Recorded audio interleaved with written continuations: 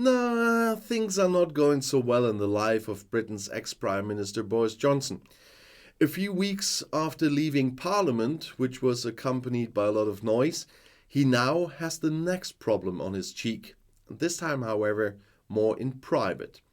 Because according to a report by the usually well-informed tabloid Mirror, Johnson was recently planning to build a swimming pool on the grounds of his nearly £4 million Oxfordshire estate. It has now become known that construction is unlikely to take place for the time being, as the local council and archaeologists suspect the remains of a 12th century siege castle on Johnson's 5-hectare property.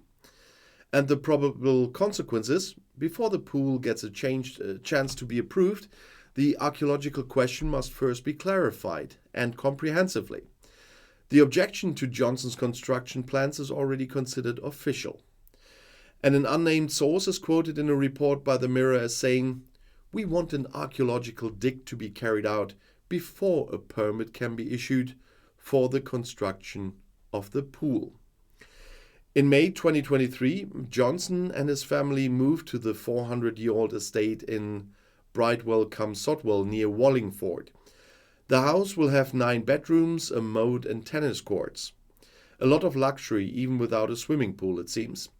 Whether and when the planned construction will take place is likely to be decided in August, when South Oxfordshire Borough Council is due to announce a decision on the archaeological issues. Johnson resigned from his position as British PM in June after an investigative report concluded that he had knowingly lied to Parliament about illegal partying during the Corona period, from the time when he was Prime Minister. Well, but at least his old cell phone from the time can be accessed again. I talked about this in my live stream, but still. According to a spokesman, former British Prime Minister Boris Johnson can now also hand over WhatsApp messages from his old mobile phone to an investigative body. He allegedly forgot the PIN code for the mobile phone. Employees from his staff would have found the code on a piece of paper, it's said now. Boris Johnson is pleased that technical experts have now made all relevant messages from the device available again, said a spokesman on Friday. What an expert do you have to be to read a sheet of paper? Well, as explained several times, he will now hand over the material unedited. Because there has been a tug of war for a long time about Johnson's WhatsApp messages. They are to be presented to a committee that is to assess how well the government at the time responded to the corona pandemic. Although it should primarily be about Johnson's actions, the Conservative politician had announced that he wanted to hand over the news or the messages to the committee.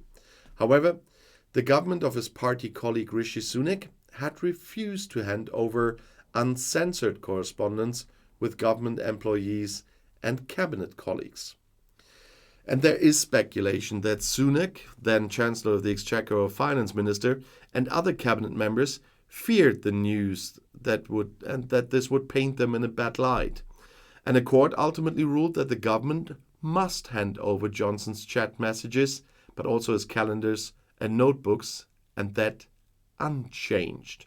And so I'm really curious, as I said on Sunday, about the content or the reaction of the committee on the content, better to say, because we will find out if there was anything in it that they really had to fear. And if you're interested in some other topics and in the UK politics or Brexit, the next video is right here in the end screen. I'll see you there. I'll be back.